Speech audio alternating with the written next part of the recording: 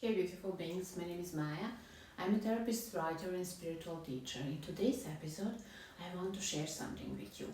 Respond, don't react. When you react to a person's negative comments or actions in an angry, overly emotional or aggressive way, then you are giving that person power over you. If a person can easily get a rise from you, then you are no longer in control. If you take a moment and respond in a calm, healthy, honest and real way, then you are in control. You are not allowing anyone to take your power away.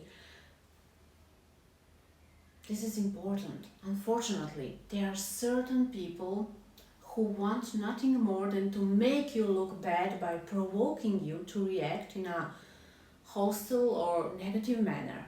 Feel free to disappoint.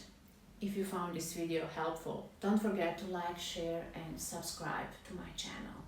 See you in the next episode.